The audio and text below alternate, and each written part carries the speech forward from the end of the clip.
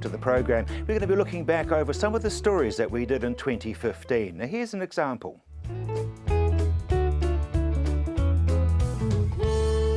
Kate, you've taken up farming now. I have indeed, yeah. And so I've got the worries of the weather and the worries of the crop prices and all the rest of it, but I love it. I love it. I love being at that start of the food chain. I love growing barley for beer and things like that. It's really cool. So how's your season going? Well, it was dry last year, so we didn't quite do as well as the year before, and it's dry this year as well. I have made the decision to go to the BCI scheme, so I'll get water next year, but not this year. So that's a big commitment. Yeah. Bit scary. Bit tough on the sleeping. Well, it's scary actually. It is scary, but the numbers stack up, so it should be good. And if we can make better use of the land and grow better crops, so I think Canterbury is just fantastic for crops. It's got good soils, it's flat, and we should be growing more of it. So I get quite excited about our crops. Do you miss politics at all?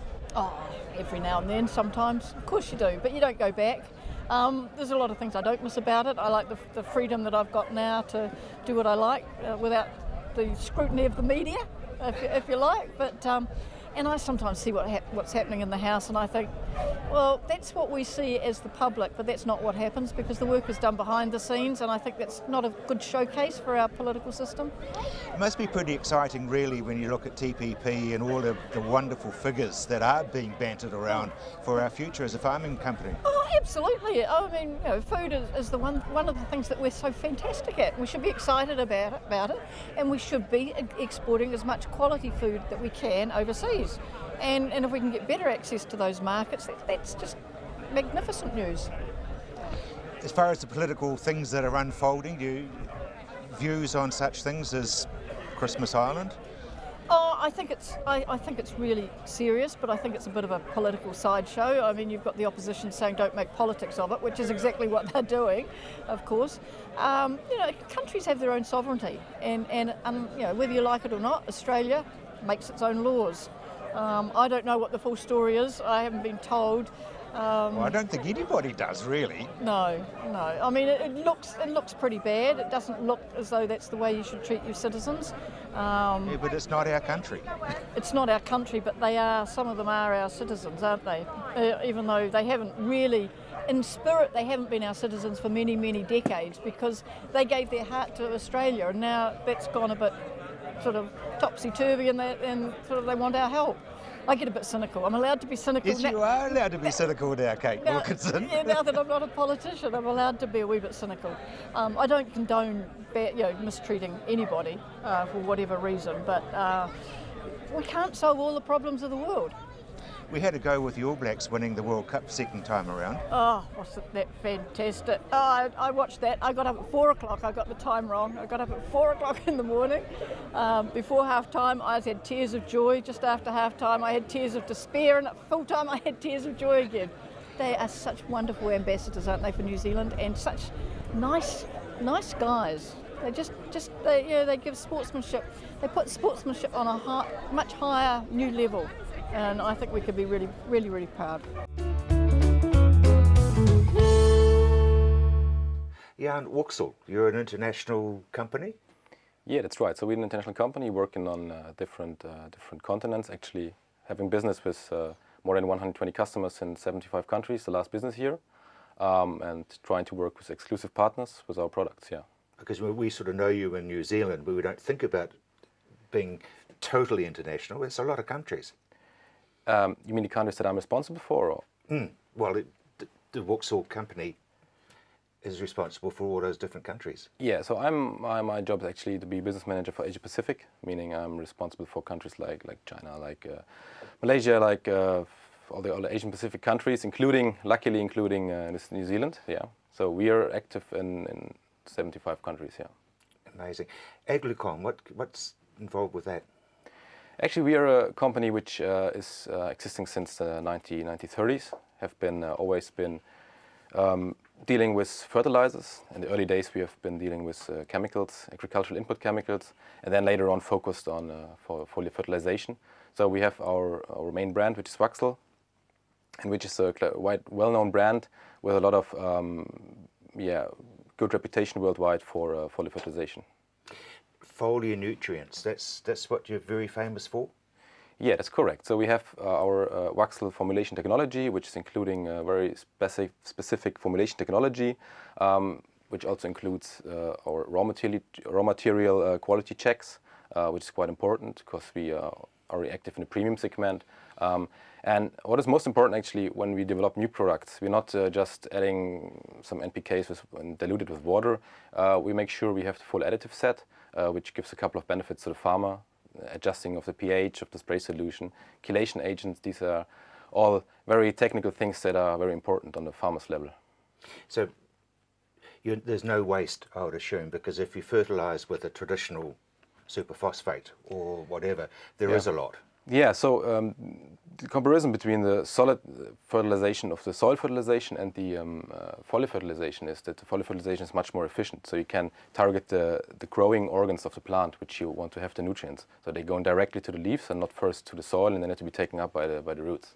And that can also be very favorable under bad conditions. So when the root uptake is inhibited. How often would you apply it?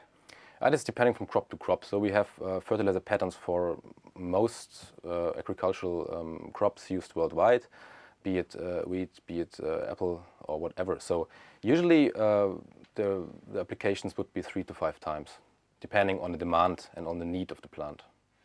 Now the other name that comes under your umbrella is Horti Centre. Where does that fit in? Yeah, so with Horti Centre we have a quite good collaboration since actually 1997, so almost 20 years. We're having an anniversary in 2 years, looking forward to that. Horti Centre is a very reliable customer which is targeting a different kind of areas here in New Zealand, which is very special. So for example, the pasture, the small seed areas, this is very special for New Zealand, and really happy about that Horti Centre is tackling this area so good. Because you've got a range of products for horticulture. I mean, you're looking at apples and you're looking at strawberries. Yes, and that's right. So you are right across the board? Yeah, so all in all we have more than 170 different formulations, and actually Horti Centre in New Zealand is the customer with the second largest portfolio besides our sister company in Germany on the home market. So I think that's the main reason is because the agriculture here in New Zealand is very, very specific and very sophisticated. So you need to have very specific solutions for the specific problems. So how do people get hold of your products? Because obviously there's a huge need. You mean in terms of... I mean, where do you buy it from? So usually at the retailer stores you can buy it, or yeah. And there's obviously pretty good advice on how to use it and when to use it.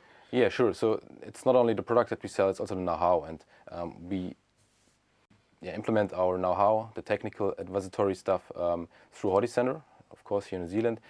Because in countries like New Zealand and also other very advanced agricultural countries, it is important that also the technical know-how is being transmitted. So it's not only to sell the product and then the farmer has 5 liters of the product and doesn't know what to do. So you need to tell them when to do, what you can achieve with, and what are the limitations and the goals. That's what I was wanting to know about, that technical backup. Now, we've got a drought, and it's going to get very serious, and it's going to be very long. And we've just been talking about the fact that plants don't get the uptake from the ground. So that's a huge window for Waxel and your products. Yeah, that's correct. So especially under unfavorable situations, when you have a drought, when you have a peak demand of nutrients, especially of micronutrients by every kind of crop, so be it wheat, be it apple, whatever, then it is very, very efficient tool to use the foliar fertilization, and especially efficient tools like Waxel, because you don't need any moisture in the soil. You can overcome this barrier, or this problem actually, and supply nutrients via the leaf. So be sure that the plant can get the nutrients which they need in this peak demand time. Because that's really is a major problem, isn't it? I mean, people who have got irrigation are okay, but I mean, you probably don't know, excuse me, you're probably not up with it yet, but there's going to be water rationing in many, many areas. So even irrigation is not going to be able to be applied. So once again, you can get those nutrients to your plants. Yeah, that's correct. So in the aqueous phase, you can get the nutrients to the leaf, and they can immediately be taken up. So you don't need any special additional irrigation or something like that. So it's actually quite efficient, yeah. I know that Dennis Carter, who comes onto this program very regularly, swears by your stuff. He uses it because he's doing things like radish and cabbage and all those sorts of things. So, excuse me. once again it comes back to looking at the crop, looking at the special formula for that crop and just applying it. Yeah. So when we develop new products, we always want to make sure that we fulfill very specific demands. And that is mainly also the reason why we have like 170 different formulations. So we offer tailor-made products. We sit together with our customers, develop the new products, and how we can, when the customer has a special aim, he wants to increase the starch content or the oil content. Oh, you get that specific? Yeah, sure. So somebody who's growing strawberries, for example, can do a test to see what it needs. Yeah, so if you want to increase the Brix decrease, we can use some potassium, one of our potassium products. We have a lot of them. If they want to increase whatever content, we will see how we can adjust it. I mean, all is limited by the plant nutrition. It has its limitations, but we try as best as we can to fulfill these demands then, yeah. And it must be very efficient, because I'm thinking about some of the hard fertilizers which you were talking about, and they go into the ground and the ground locks it up, whereas this is straight on. If you have bad situations in the soil, like wrong pH or wrong moisture level, then you can put as much as solid fertilizers to the soil as you like. They cannot be taken up. So, and also if you have a look at corn, for example, corn is a very bad root development at the beginning stages, growing stages, and if it cannot access the roots, cannot access the phosphorus deposits in the soil, then you can put as much as you like to the soil. So this, again here, the foliar fertilization becomes very efficient. Be Active begins here in the cold, clean, unpolluted southern oceans of New Zealand. Be Active amino acid biostimulant, natural, 100% pure, manufactured from healthy deep sea fish from sustainable New Zealand fisheries. New Zealand's Be Active amino acid biostimulant, the way the world is growing. Working with nature, good for the plant, good for the planet. Now that's growing for good. I've been reporting on farming matters on the radio and newspapers and on television for 40 or so years, but communication, like farming, has moved on. So we've come up with On the Land, online and through YouTube on any screen, anytime and anywhere. Just push play and see and hear what's happening today in our rural community. You'll learn and be informed about the latest and best information farming matters. On the Land, bringing farming information into the 21st century. So join us on our website, ontheland.co.nz. You know that saying, content is king? Well, in today's mixed media world, it's true. You need video, audio, photos and more for social media, for marketing, for communications, sales and for advertising. And you need this at a price that works with your budgets. Well, that's what we do. At Tandem, we partner with you to create the content that you can use to shout to the world or video link to a few. Connect with us and we'll help you connect to the world. We're living on a planet facing almost insurmountable challenges. Challenges we have to face sooner rather than later. The world needs our energy. She needs our ideas, our passion. It's up to us to change things, make a positive change to the planet, to feed the world, to protect the future, to live well, to be the generation that will make a change. Join us.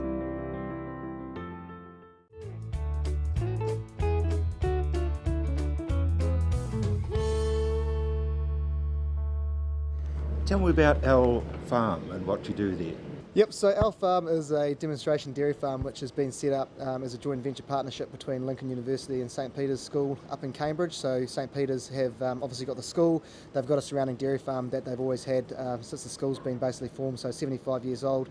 The joint venture was formed on the very successful Lincoln University demonstration dairy farm, so obviously looking at our main goal is to apply proven research utilising good on-farm practice to become an exemplar in dairy production, economic performance and environmental footprint. So it's reasonably ambitious. It's sort of, I guess, the trifecta of what all of the dairy industry is trying to achieve at the moment. Obviously production, profitability and sustainability, which is obviously a pretty critical one at the moment with changing legislation right throughout the country. So yeah, that's sort of the cusp of what we're trying to do there. We've got on some awesome industry partners, much the same as Lincoln University. So we've got Fonterra, LIC, PGG Rights and Seeds, Opus, Westpac, LIC and Dairy NZ, so awesome partners that are involved. They financially contribute to run the demonstration farm and are obviously very critical in providing the knowledge and the skills and the capabilities within their organisations to ensure we can develop an all-inclusive sort of a system which does encompass a sustainable, profitable farm system that we're all trying to strive for. So really, really good thing for the Waikato. There's not really much like it in the Waikato. There's a lot of research farms around, but as a demonstration farm, we're absolutely committed to providing, implementing proven research. And I think, in this day and age, there's a lot of farmers that have got a huge amount of anxiety with probably the volatility of the global marketplace and obviously some changing legislation environmentally. A lot of people are probably a little bit anxious around what the future holds, so it's really good to be able to provide hopefully some practical solutions which might be applicable to other people's farms around how they can become more profitable or sustainable. That's the gist of it, I guess. How do you get your information out? Yep, so we've got obviously our website which is up and running. We have a range of data that we collect on a weekly basis from the likes of milk production, animal health data, pasture production data, nitrogen and fertiliser use data. Obviously climatic is a big one for us in terms of what our growing conditions are like, with being our system still predominantly pasture based. So we have that information which we gather weekly, which we upload to our website. We've got a lot of graphs and a lot of visual displays of how we present that information. Similarly to the Lincoln University Demonstration Dairy Farm, we have 4 focus days a year where we try and encourage as many of our sort of farming audience as possible to come along, and we communicate different things that we're trying on farm, how we've gone about implementing them, what they mean for us, what the benefits are, what the negatives are, give them sort of the whole range of that. We work really closely with a lot of our partners in terms of the Rural Professional organisation. Get a lot of them to come in. They use our facilities for meetings, so trying to encourage and educate some of those guys around what we're doing so that they can go forth and spread that message throughout their farming networks. We have monthly newsletters which go out. Obviously Facebook, Twitter's about to be developed sometime pretty soon.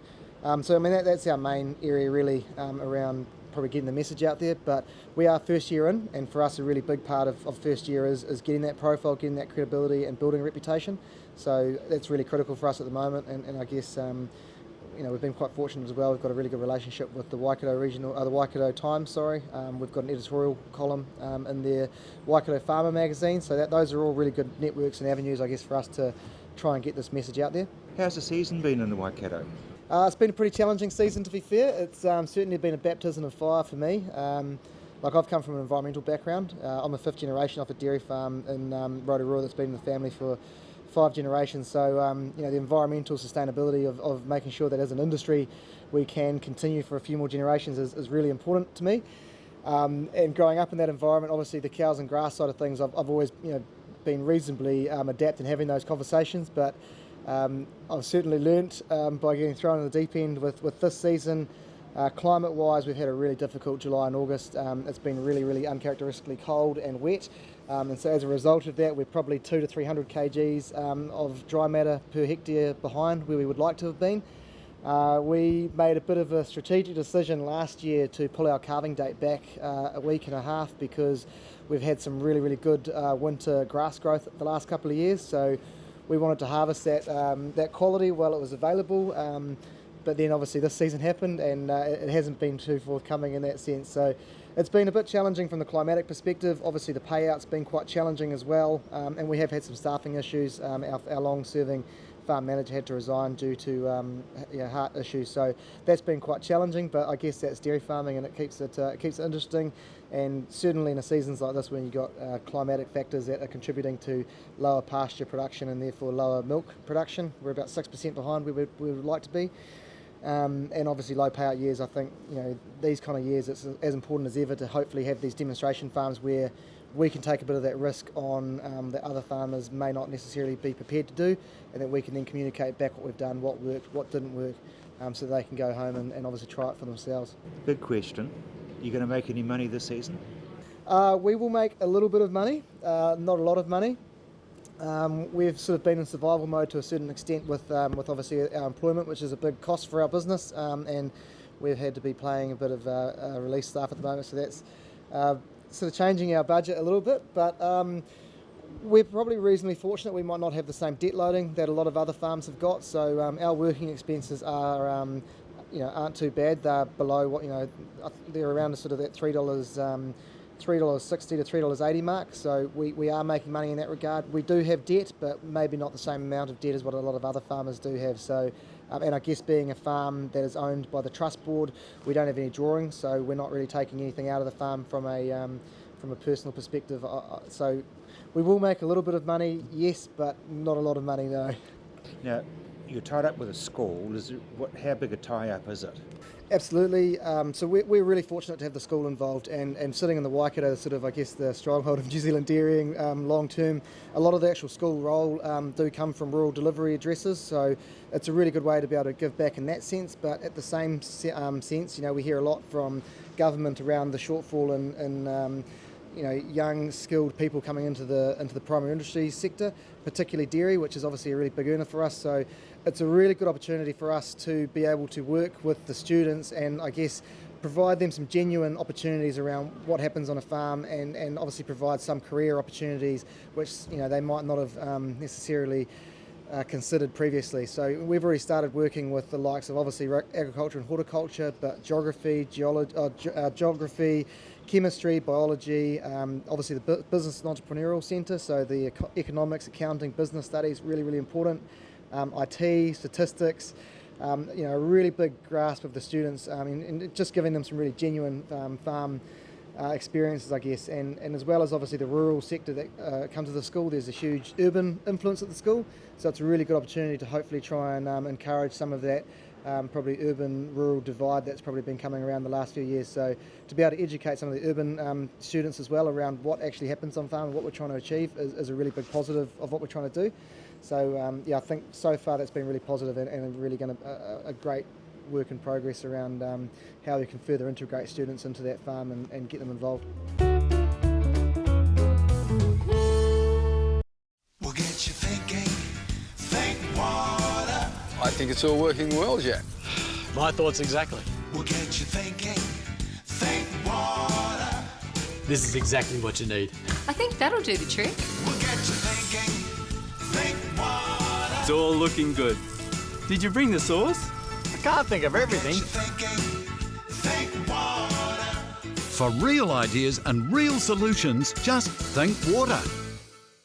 Be Active begins here in the cold, clean, unpolluted southern oceans of New Zealand. Be Active amino acid biostimulant, natural, 100% pure, manufactured from healthy deep sea fish from sustainable New Zealand fisheries. New Zealand's Be Active amino acid biostimulant, the way the world is growing. Working with nature, good for the plant, good for the planet. Now that's growing for good. I've been reporting on farming matters on the radio and newspapers and on television for 40 or so years, but communication, like farming, has moved on. So we've come up with On the Land, online and through YouTube on any screen, anytime and anywhere. Just push play and see and hear what's happening today in our rural community. You'll learn and be informed about the latest and best information farming matters. On the Land, bringing farming information into the 21st century. So join us on our website, ontheland.co.nz. You know that saying, content is king?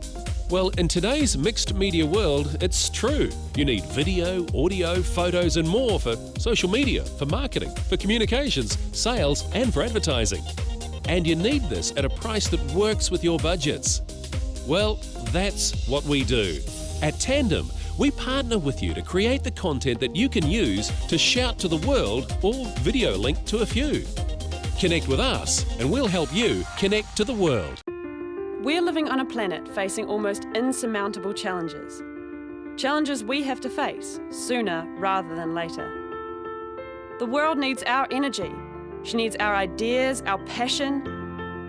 It's up to us to change things, make a positive change to the planet, to feed the world, to protect the future, to live well, to be the generation that will make a change. Join us. This On the Land special is proudly brought to you by New Zealand Wool Services.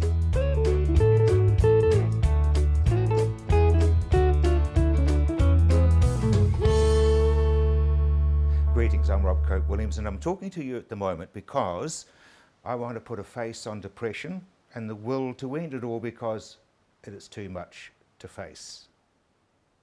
I also want to introduce you to some people who can describe how to recognise it, how to get on top of it, and how you can recover and become somebody who is leading a normal life again. It may not be you yourself, it could be somebody who's in your immediate family or somebody whom you are close to. But I can assure you that the first thing you've got to do is, like being an alcoholic, is you've got to understand in yourself that you've got a problem before you can start healing yourself.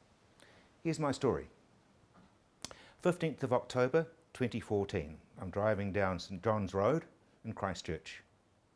There's a very strong southerly wind and the trees, the big tall pine trees, are bending. And I put out to the universe a plea. I said, please can one of those trees blow over, land on my car and take me out. I hadn't wanted to commit suicide. I'd thought about it, I'd planned it, but I didn't want my family to have the stigma of their father or grandfather having committed suicide. But what I did, and what I realised I had been doing, was I was putting it out to the universe saying, please, a tree land on my roof of my car and take me out, because that's an accident. Or a truck come through an intersection, a red light, take me out. An accident, I could handle. Suicide, no. But what I hadn't realised is how deeply I was in trouble. So, what is depression? And how do we recognise it?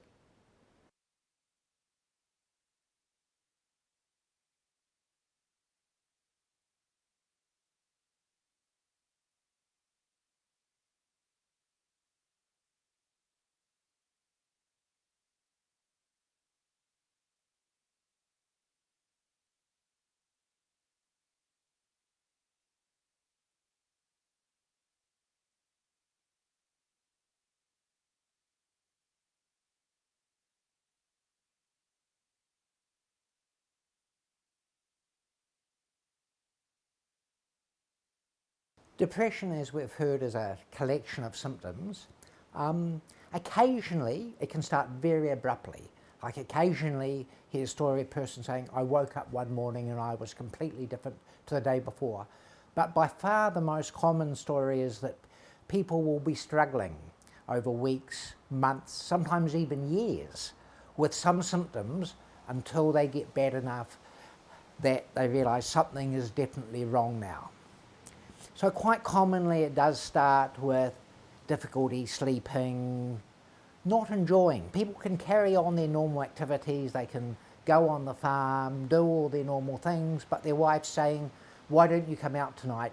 No, I can't be bothered going out tonight. And it's often dropping off of all the extra events in life rather than your core work, which people are often remarkably successful at continuing to do. But they'll also be finding it's harder to get up, to go to work. The motivation's not there, they're not enjoying it in the way that they were. And this can take, as I said, weeks or months before it gets to the point of them really realising that something's definitely not right. The thing that brings someone into our practice or to go and see a GP or to seek some help in general is some way down the line from when things actually started to happen. And part of what I would want to do with someone is kind of track that back, because the issues may have started years ago. What you may have been seeing might just actually be part of what happened earlier on in someone's life. Without knowing what it is that they're trying to deal with, they're just going to try and cope with this in the best way that they possibly can. And what we often find is that when people are trying to cope with something, they're using the strategies, but they stop working for them. And that's when they start to get into distress. The stress that they're experiencing is kind of outweighing how they're able to cope with this, and then they're going to start feeling it. What often happens then is that because we're feeling distress, we're going to try and find whatever ways that we can to reduce that distress. In my practice, it's more, and I'm sure this reflects other psychologists and counsellors as well, it's not often, or it's more often the case that people are coming in wanting help to try and feel better rather than think better. So they're wanting to seek help about how they feel. So, obviously, as far as my story is concerned, I didn't want to talk to anybody about it. People were trying to work out why I was so busy that I wasn't answering my phone, why I wasn't ringing them back, even close friends and associates who would suggest that I would go to a meeting with them or that I would go to the hotel and have a quiet beer and a chat. There was always a reason or an excuse for me not to do it. In my heart, I was pleading for somebody to say, Rob, I think you should go to the doctor. Now, I've told you that I did go to the doctor, and what I didn't tell you was that when I did make that decision, a huge load came off my shoulders. The realization, in fact, that when he went through the list of 11 points which indicate depression, I had 9 of them. And he said any 3 is an alarm bell, which is very, very bad. So why don't we want to talk about it?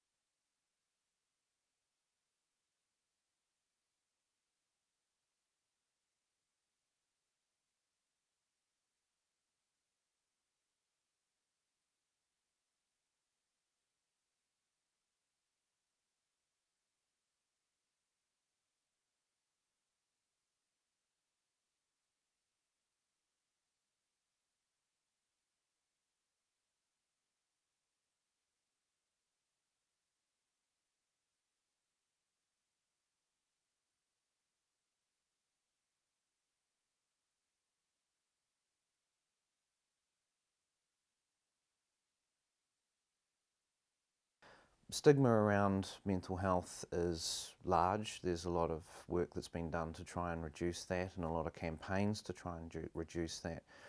But there's 2 sides to it. There's not only the public aspect of stigma around mental health issues or a whole range of issues in life, including, say, sexuality, but there's a self-stigma, which often comes in, that if I say something about this, then I'm going to be perceived in a negative way.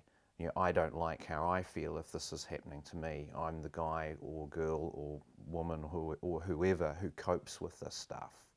And if I'm not coping, then there's something wrong with me. Well, I think all mental illness, there's been some stigma. People can perceive it as a weakness. You know, I'm a strong person, I can cope with stresses, I can cope with difficulties.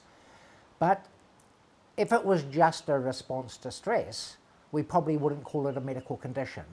Sometimes it does happen in response to stress, but quite often it can happen for inadequate reasons. Now, that may partly because it runs in families, and a whole variety of other factors can contribute to who develops depression and who doesn't develop depression.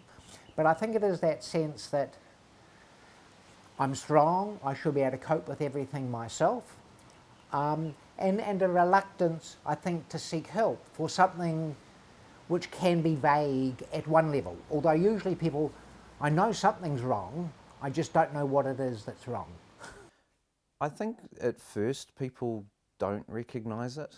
They just sort of meet this resistance, like, I don't want to talk about this, but they may not know exactly what it is. To be able to turn around and say, I'm experiencing some self-stigma around my mental health issues is actually something that's quite a high-level thing to do. You know, you have to be aware of what's going on.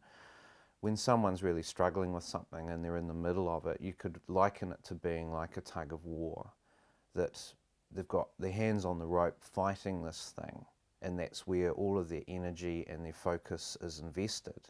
It's not in taking a broader perspective or awareness of what's going on in their life. So that makes it very hard to see aspects of, say, self-stigma at play around at that point. We're just trying to do the best we can to almost stay alive in that situation. So, with my life story, as far as depression is concerned, I've got to the stage where, yeah, I recognised it and I'm getting some treatment and I'm getting some help. The interesting thing is that I'm now talking about it very openly. And I'm absolutely astounded how many people will say, yeah, I've been there, I've been in that dark area, I came through it because I went and got some help. So basically, how realistic is it as a number? Is it huge? Depression is a reasonably common disorder. Over a lifetime, the estimates are at least 20, 30, possibly even 40% of people may have a time of depression at some stage in their life. It's not very common in children, but it becomes much more common during adolescence. Probably at any time in the population, 3, 4, 5% of people will be currently suffering from depression. Some evidence that Christchurch post-earthquakes, it's a little bit higher than 5%. And then there will be people clearly who have had depression, varying degrees of recovery from depression, because so often depression is a long-term condition rather than something just happens to you and you get over it. Often it takes quite a period of time to make a full recovery.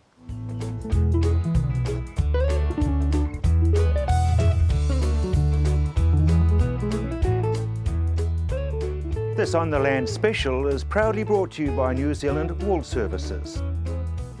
I've been reporting on farming matters on the radio and newspapers and on television for 40 or so years, but communication, like farming, has moved on. So we've come up with On the Land, online and through YouTube on any screen, anytime and anywhere. Just push play and see and hear what's happening today in our rural community. You'll learn and be informed about the latest and best information farming matters. On the Land, bringing farming information into the 21st century. So join us on our website, ontheland.co.nz. Be Active begins here in the cold, clean, unpolluted southern oceans of New Zealand. Be Active amino acid biostimulant, natural, 100% pure, manufactured from healthy deep sea fish from sustainable New Zealand fisheries. New Zealand's Be Active amino acid biostimulant, the way the world is growing. Working with nature, good for the plant, good for the planet. Now that's growing for good. You know that saying, content is king? Well, in today's mixed media world, it's true. You need video, audio, photos and more for social media, for marketing, for communications, sales and for advertising. And you need this at a price that works with your budgets. Well, that's what we do. At Tandem, we partner with you to create the content that you can use to shout to the world or video link to a few. Connect with us and we'll help you connect to the world. We're living on a planet facing almost insurmountable challenges. Challenges we have to face sooner rather than later. The world needs our energy. She needs our ideas, our passion. It's up to us to change things, make a positive change to the planet, to feed the world, to protect the future, to live well, to be the generation that will make a change. Join us. This On the Land special is proudly brought to you by New Zealand Wool Services.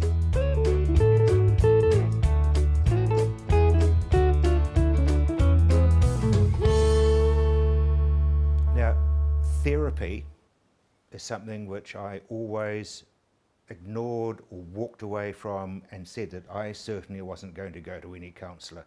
I would scoff when the news would say that counselling was being administered to people who had been through some sort of a trauma. When I went to my doctor, he told me in no uncertain terms that if I was going to heal myself, I had to be realistic and to go to a counsellor. I did, and I can recommend that you, or anyone you know, takes it on the chin, depending, it doesn't matter what their views were, they need to learn to retrain or reprogram their mind, because that is what counsellors do. Basically, you are starting to heal yourself because no one else can heal you apart from you. They can assist you, but they can't do it for you.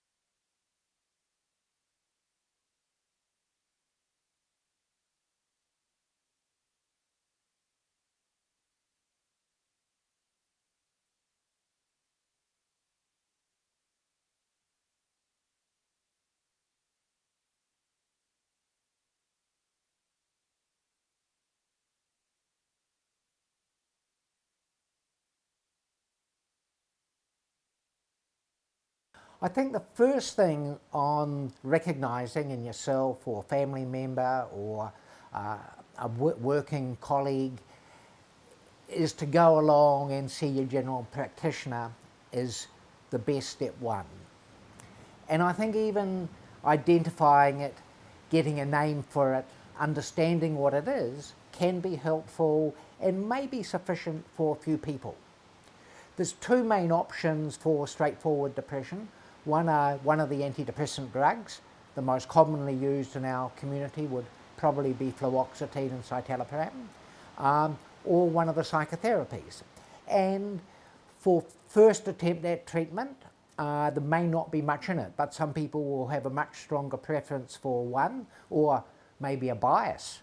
I don't want to take drugs, or bias against counsellors, and I think you can often go with that in the first instance for mild to moderate depression and try something.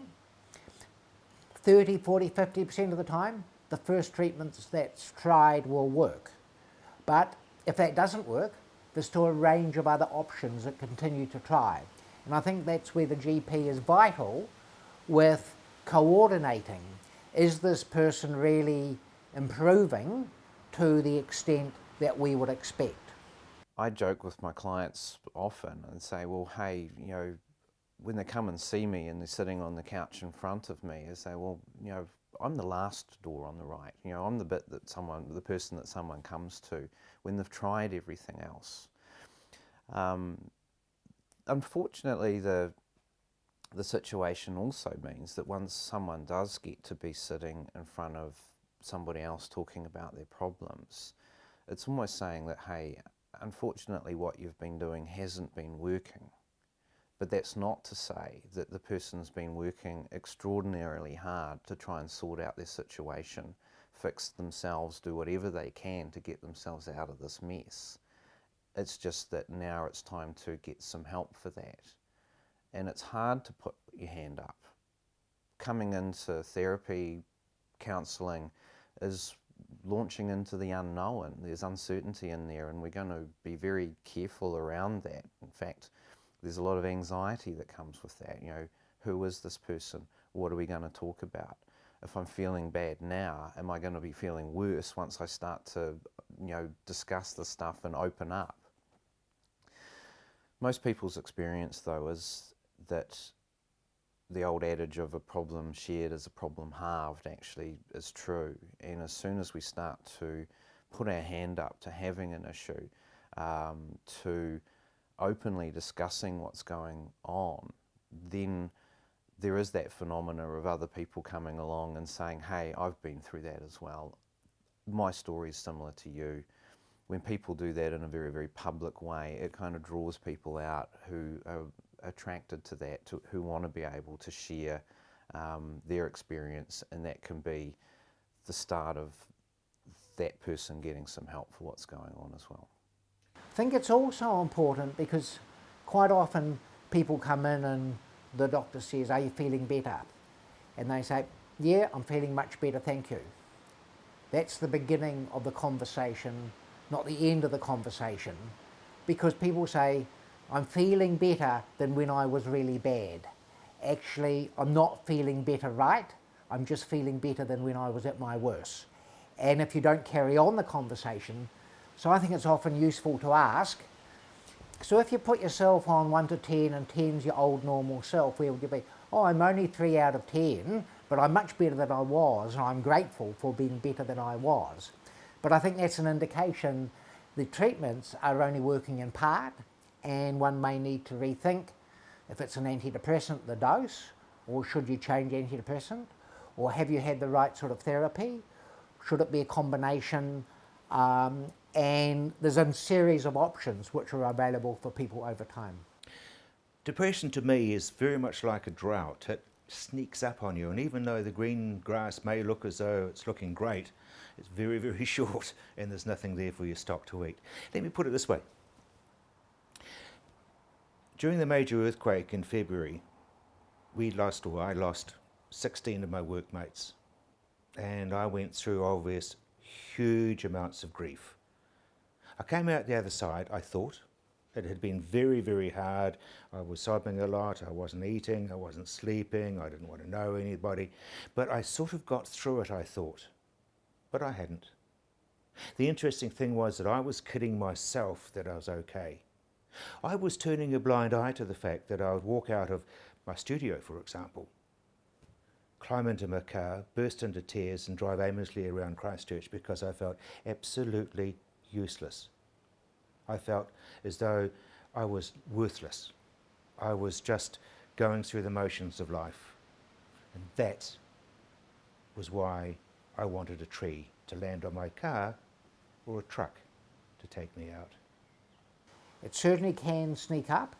And again, whereas some people, you know, maybe a third, the first treatment we try works really well, and inside the month people say, I'm so much better, I'm nearly back to my old self. But probably for 2/3, there's some ongoing symptoms, you've got to refine the treatment, you've got to think again as to how do we really get this person back to their old self, rather than just accept being better than bad. Absolutely, it seems to sneak up on us. As if we go back to what I said before around often the issues start a long time before it becomes a problem. As we start to struggle, we're going to start using whatever ways we can to deal with this, to cope with this. That can often mean, you know, the social withdrawal, pulling back on things. And when we pull back on things, we often pull back on really important aspects of life. Human beings are social animals, and that's where we seek out contact generally as a first port of call to get some safety and some comfort in our life. So when you think, you know, I don't want to face this stuff, I don't want to deal with it, they're going to see that there's something wrong with me, that my little secret is going to get revealed, and I don't want that. What tends to happen is we start to kind of wind up our coping strategies, do more of the things that aren't working for us in an attempt to try and sort out our situations. And that makes sense, because no one's going to say, hey, I'm really struggling right now, I'm going to just put down the things that really have worked for me in other times in my life and pick up this stuff over here. And we'll just take what has worked for us and try to do more of it. More social withdrawal, more drinking, more sleeping longer than is needed, getting busy into other things, trying to occupy ourselves, eating unhealthily. These are the things that sort of start to show up in people's lives when we start to struggle with things.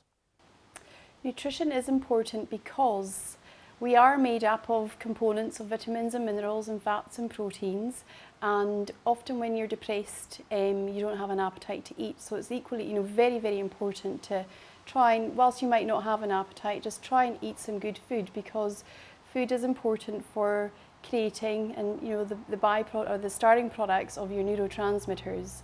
And whilst depression can't be diagnosed through a blood test, we can do some blood tests that can recognise if there are vitamin D issues, are there zinc issues, are there magnesium issues, are there B vitamin issues. So I'd firstly be looking at getting a diet that's, you know, just a basic way of eating. We've become quite complicated with how we eat with processed foods. If you look at what's in a processed food, it's incredibly complicated. There's a lot of chemicals in there. You want to get back to basics, like how your grandmother ate, with good protein sources, good fat sources, vegetables, salads and fruits, just to get, you know, a good rounded balance of those basic macro and micronutrients in. If the lifestyle's not working, absolutely. But it's based on the context. At times in our life, whatever lifestyle we have it works fine. But when we change situations in our life, if we increase the stress and pressures in our life, how we've been living may stop working, and at that point we do need to look at what we can do differently. If we've been working really long hours or we've been under a lot of pressure, there needs to be some aspects of like focusing on making sure we get enough sleep so that we don't get fatigued, because that can often be the thing that will start to push our tolerances and our ability to deal with what life is throwing at us over the edge. it's more about, I think, maintaining good lifestyle habits, and the sort of big four that I focus on with people are diet,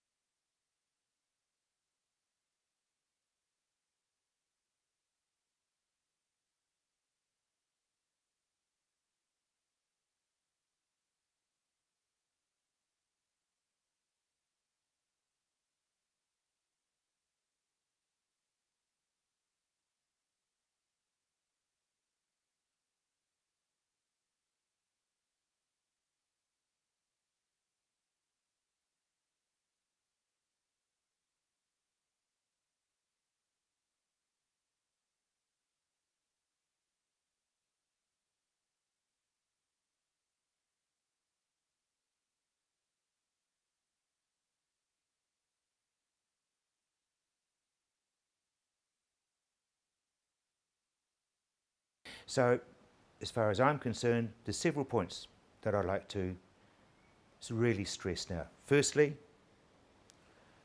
you're going to hide it from everybody. Secondly, you aren't going to talk about it. You're going to go within yourself. And thirdly, you can really only heal yourself, but first you've got to admit that you're in trouble. I did all three. I hid it. I didn't talk about it, but I did go and get some help, and I can assure you that life is very, very worth going and getting that help. And now, finally, a quick word from John Dawson from New Zealand Wool Services, who made all this possible.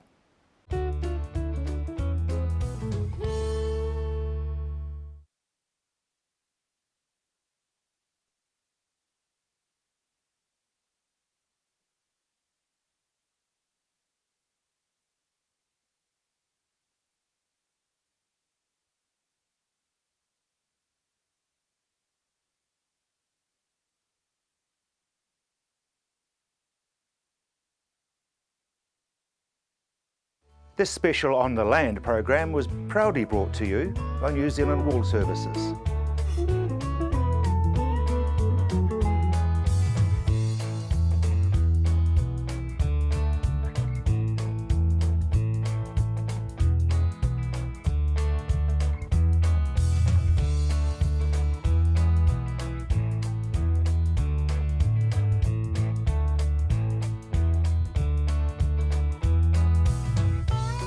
And we'll be back with a more traditional program next week. Until then, bye now.